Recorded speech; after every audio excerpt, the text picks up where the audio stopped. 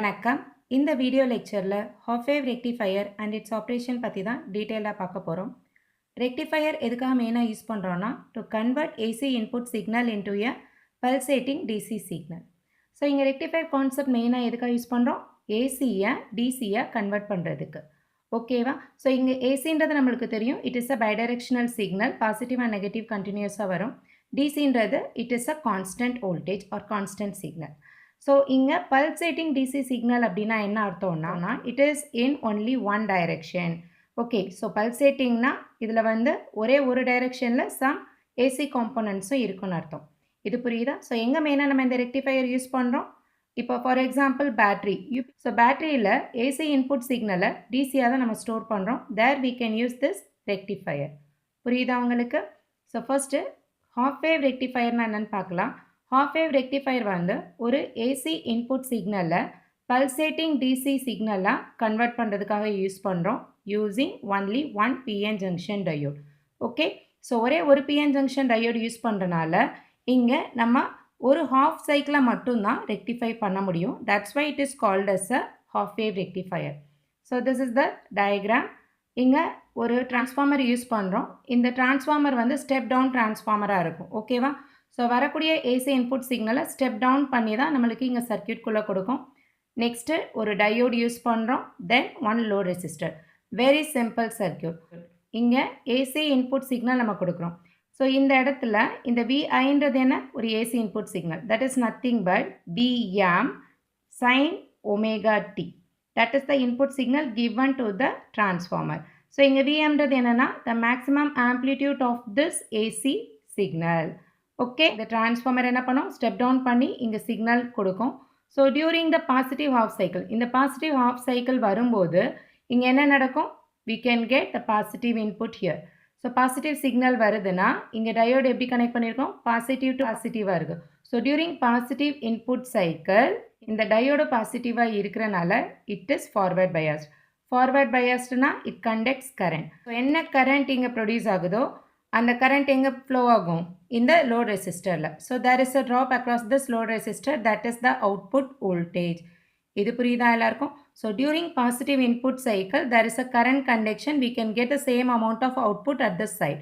So next during negative input cycle. So இந்த negative input cycle வரும்போது என்ன ஆகும்? இங்கே நெகட்டிவாக இருக்கும், இங்கே பாசிட்டிவாக இருக்குது. So reverse biased. டயோடோட கேரக்டரிஸ்டிக்ஸ் என்ன? During reverse bias it is an open condition. There is no current conduction. So அப்போ இங்கே current conduction இருக்காது. There is no output signal.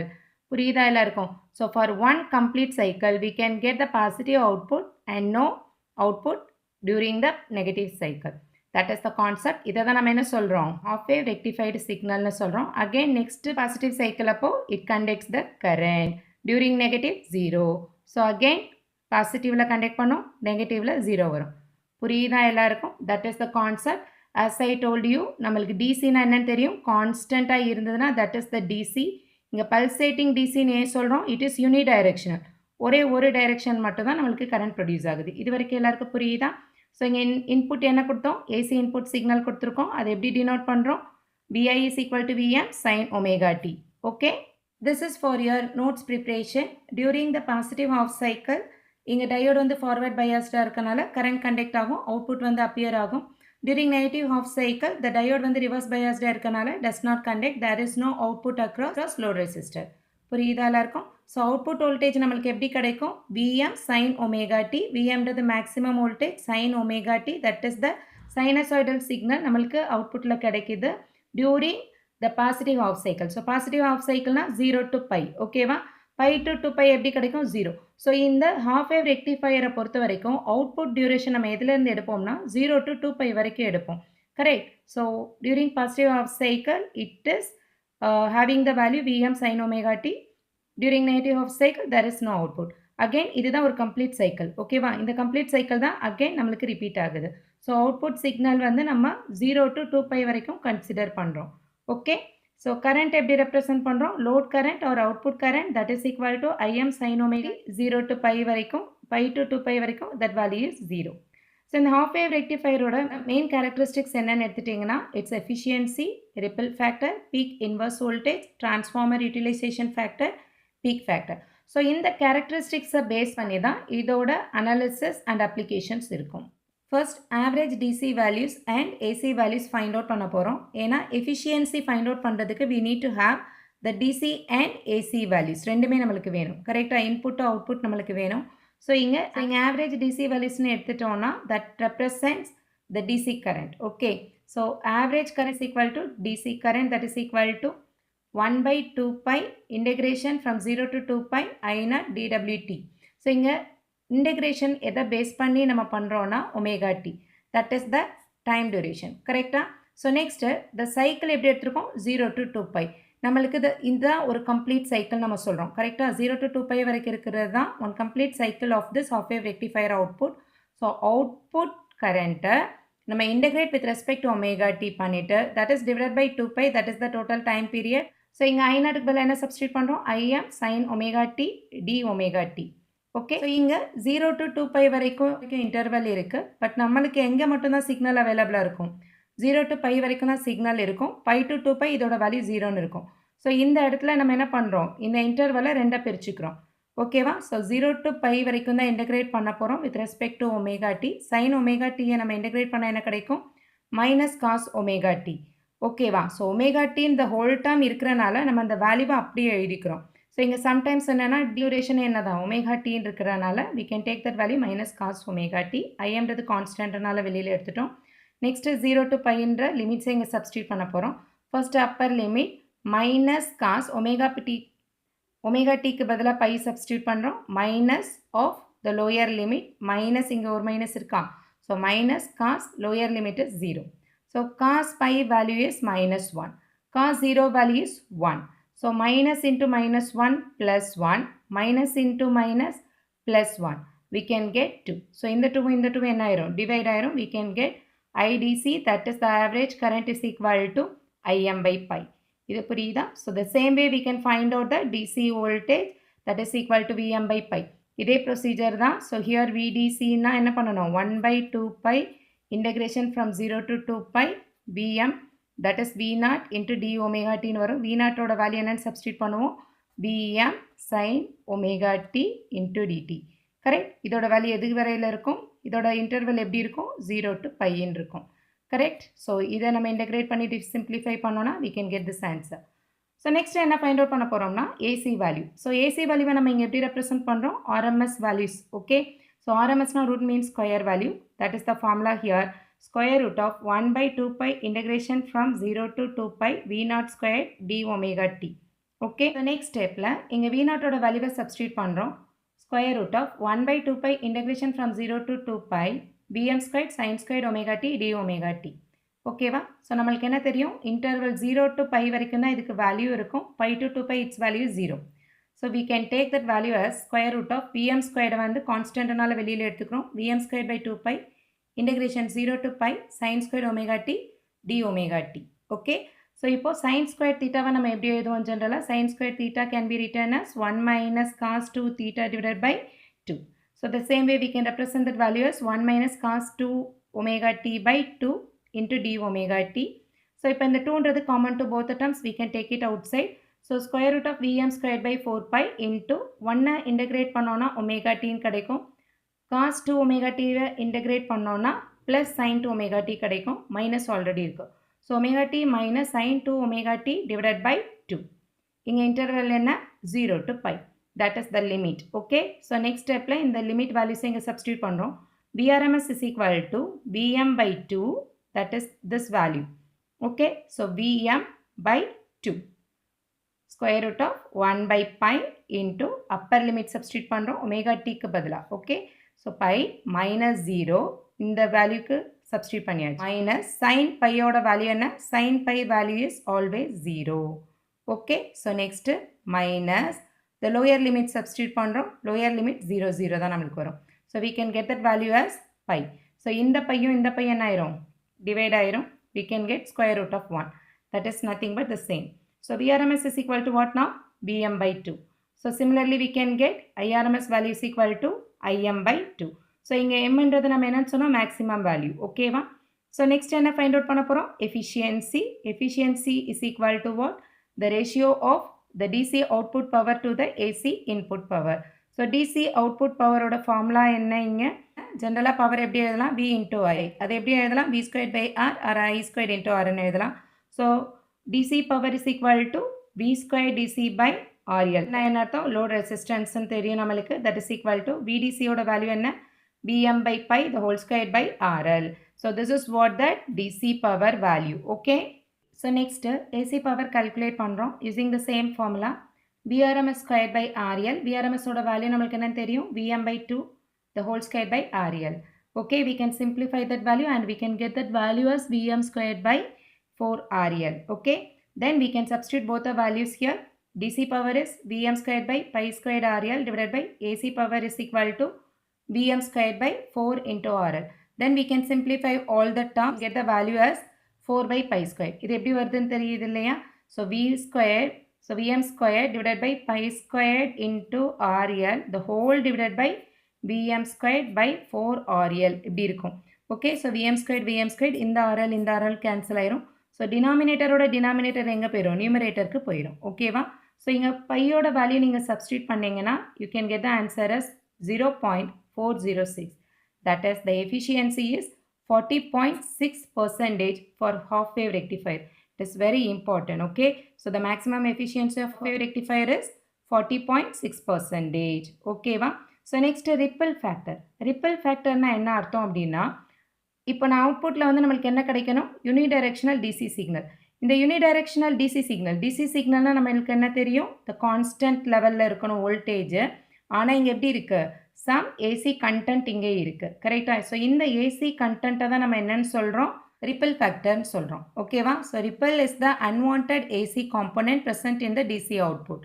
Okay, so இந்த ஃபேக்டர் எவ்வளோ ப்ரெசென்ட் ஆயிருக்கு ரிப்பல் வந்து எந்த அளவுக்கு அந்த அவுட்புட் சிக்னலில் இருக்குன்றது கால்குலேட் பண்ணுறதுக்கு we can use this formula, that is gamma is equal to RMS value of AC component divided by DC component. So இதை gamma வந்து சிலபுக்கில் வந்து இந்த சிம்பிள் யூஸ் பண்ணியிருப்பாங்க. ஓகேவா? Both are correct. So here we are going to simply substitute VRRMS. What is this VRRMS? Generally AC ஓட value வந்து VRMS நமக்கு தெரியும். இந்த AC component ஓட RMS வேல்யூ எடுக்கிறதுக்கு we can use this formula. So VRRMS is equal to square root of VRMS squared minus VDC squared. புரியுதா எல்லாருக்கும்? So square root குள்ள இருந்து வெளியில வரும்போது இது only VDC தான் வரும். That is DC voltage. This voltage and this denominator, this voltage and denominator voltage ரெண்டு என்ன ஆயிரும் டிவைட் ஆயிரும். Then we can get square root of VRMS squared by VDC squared. VRMS ஓட வேல்யூ நம்ம already find out பண்ணியிருக்கோம். So we can simply substitute those value. So next stepல VRMS and VDC ஓட வேல்யூஸை இந்த ஸ்கொயர் ரூட்குள்ளே சப்ஸ்டியூட் பண்ண போகிறோம். So gamma is equal to square root of Vm by 2 divided by Vm by pi the whole square minus 1. ஸோ maximum வோல்டேஜோட value வந்து divide ஆயிரும். Then we can get pi by 2 the whole square. So இந்த by என்ன ஆயிரும் denominator of denominator நியூமரேட்டருக்கு போயிடும். So பையோட value இங்கே சப்ஸ்டியூட் பண்ணி சிம்பிளிஃபை பண்ணோன்னா we can get the ripple factor value is 1.21. So இதை பர்சன்டேஜில் டினோட் பண்ண எப்படி பண்ணலாம் இன்டூ 100 பண்ணுவோம். we can get 121% of AC component present in the DC pulsating output. So இங்கே half wave rectifier நம்ம யூஸ் பண்ணும்போது நம்மளுக்கு எப்படி வருது more than 100% AC voltage வந்து அவுட்புட்டில் கிடைக்குது. Okay, that is unwanted scenario. So initial step வந்து half wave rectifier தான். ஸோ இதுக்கப்புறம் தான் டெவலப் பண்ணி full wave rectifier வந்து ஃபைண்ட் அவுட் பண்ணுறாங்க. புரியுதா உங்களுக்கு? ஸோ அன்வான்ட் AC காம்பனண்ட் எவ்வளோ ப்ரெசென்ட் ஆகிருக்கு 121% இன் half wave rectifier. ஸோ அதனால தான் இதை மேக்ஸிமம் ப்ராக்டிக்கலாக நம்ம எங்கேயுமே யூஸ் பண்ணுறது கிடையாது. So next peak inverse voltage. So peak inverse voltage அப்படின்றது என்னென்னா மேக்ஸிமம் ரிவர்ஸ் வோல்டேஜ் ஒரு டயோடால் எந்த அளவுக்கு வித்ஸ்டாண்ட் பண்ண முடியும். ஸோ இதை தாண்டிடுச்சுன்னா டயோடு வந்து பிரேக் ஆயிரும். ஓகே, ஸோ ஒரு டயோடால் எந்த அளவுக்கு மேக்ஸிமம் ரிவர்ஸ் வோல்டேஜை வித்ஸ்டாண்ட் பண்ண முடியுதோ that is known as peak inverse voltage. So இந்த half wave rectifierல எந்த அளவுக்கு பீக் இன்வர்ஸ் வோல்டேஜ் இருக்குன்னு பார்த்தீங்கன்னா that is maximum voltage of that input signal. புரியுதா உங்களுக்கு? இது okay. So next transformer utilisation factor. That is very important concept. So transformer utilisation factor எதை பொறுத்து இருக்கும் அப்படின்னு பார்த்தீங்கன்னா நம்ம யூஸ் பண்ணுறோம் இல்லையா டிரான்ஸ்ஃபார்மர். ஸோ அதோட AC ரேட்டிங்கை பொறுத்து தான் இருக்கும். So it can B defined as the ratio of DC power delivered to the load to AC rating of a transformer. Okay, so in the transformer utilization factor is an important characteristics of the rectifier. நம்ம ஒரு rectifier வந்து choose பண்ணுறோம் அப்ளிகேஷனுக்குனா இந்த டஃப்ன்ற வேல்யூவை நம்ம கண்டிப்பாக பார்க்கணும்.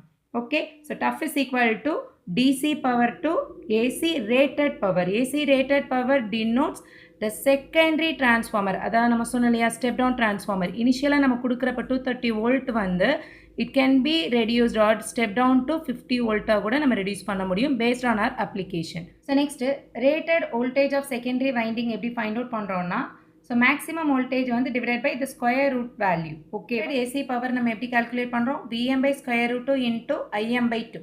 So not the current, only the voltage can be reduced in the range of 1 by square root 2. So we can take this value as Vm by square root 2 into Im by 2. So Im நம்ம எப்படி எழுதலாம்? Vm by RL னு எழுதலாம். Then the AC rated power is equal to Vm squared by 2 into square root 2 into RL. இந்த வேல்யூவை தான் இங்கே transformer utilization factorல நம்ம substitute பண்ண போகிறோம். So substitute பண்ணோம்னா DC power நம்ம already find out பண்ணியிருக்கோம். That is Vm squared by pi squared RL divided by AC rated power என்னது Vm squared by 2 square root 2 into RL. Then we can simplify all the terms. 2 square root 2 வந்து numeratorக்கு போயிரும். We can get 2 square root 2 by pi squared ன்னு கிடைக்கும். பையோட value இங்கே substitute பண்ணோம்னா we can get 0.287. So பையோட value நம்மளுக்கு எல்லாருக்குமே தெரியும். பையோட வேல்யூவை நீங்கள் substitute பண்ணிக்கலாம். You can get that value as 0.287. So transformer utilization ஓட வேல்யூ பார்த்தீங்கன்னா 28.7% தான் இருக்கும். நம்மளோட செகண்டரி வைண்டிங் ஃபுல்லாக நம்ம யூட்டிலைஸ் பண்ணல, ஒன்லி 28.7% மட்டும்தான் யூஸ் பண்ணியிருக்கோம். ஓகேவா? So that is another drawback of this half wave rectifier. So next, form factor and peak factor, that is the relevant to that RMS value and average value. Form factor that relates the RMS value and average value, that is AC voltage DC voltage கான direct relation. So form factor is equal to the ratio of RMS value to the average value. So இந்த வேல்யூவை இங்கே substitute பண்ணிங்கன்னா we can get the direct relation between RMS and average is 1.57. Next, peak factor. Peak factor அப்படின்றது என்னன்னா the maximum voltage level. Okay, நம்ம கொடுக்கக்கூடிய இன்புட்டோட maximum voltageக்கும் நம்மளோட RMS வேல்யூக்குமான ஒரு ரேஷியோ. ஓகேவா? So maximum voltage divided by the RMS value is Vm by 2. Okay, that is equal to 2. புரியுதா எல்லாருக்கும்? So finally, advantages and disadvantages of this half wave rectifier. Half wave rectifier பொறுத்த வரைக்கும் it is very simple and easy to design, low cost, because ஒரே ஒரு diode ஒரு step down transformer மட்டும் இருந்தால் போதும். ஸோ நெக்ஸ்ட் வந்து டிஸ்அட்வான்டேஜஸ் வந்து as I told you, இது வந்து எஃபிஷியன்சி ரொம்ப கம்மியாக இருக்கும், 50%க்கும் லெஸ்ஸாக தான் இருக்குது. ரிப்பிள் வந்து அதிகமாக இருக்கும். ஸோ மேக்ஸிமம் 121% வந்து ஏசி கண்டென்ட் வந்து அவுட்புட்டில் இருக்கும். நம்மளுக்கு அவுட்புட் எப்படி வரணும்? ஏசி அதிகமாக இருக்கக்கூடாது, டிசி தான் நம்மளுக்கு அவுட்புட்டாக வரணும். பட் ரெக்டிஃபையரோட அவுட்புட்டில் மேக்ஸிமம் ரிப்பிள் ஃபேக்டர் இருக்குது. ஓகேவா? ஸோ நெக்ஸ்ட்டு லோ டஃப், அதாவது டிரான்ஸ்ஃபார்மர் யூட்டிலைசேஷன் ஃபேக்டரும் ரொம்ப கம்மியாக தான் இருக்குது. 28.7% தான் நம்ம செகண்டரி டிரான்ஸ்ஃபார்மரை வந்து யூட்டிலைஸ் பண்ணுறோம். புரியுதா எல்லாருக்கும்? ஸோ இந்த டிஸ்அட்வான்டேஜஸை வந்து ஓவர் கம் பண்ணுறதுக்காக தான் ஃபுல் வேவ் ரெக்டிஃபையர் நம்ம போகிறோம். ஃபுல் வேவ் ரெக்டிஃபையர் போகும்போது இந்த எஃபிஷியன்சி டபுள் ஆயிரும். எஃபிஷியன்சி டபுள் ஆயிரும். ட்வைஸ் த half wave rectifier. Ripple factor reduce ஆயிரும். இந்த டிரான்ஸ்ஃபார்மர் யூட்டிலைசேஷன் ஃபேக்டரும் இன்க்ரீஸ் ஆகும். ஸோ நெக்ஸ்ட் வீடியோ லெக்சரில் நம்ம ஃபுல் வேவ் ரெக்டிஃபையரை பற்றி பார்க்கலாம். ஓகேவா?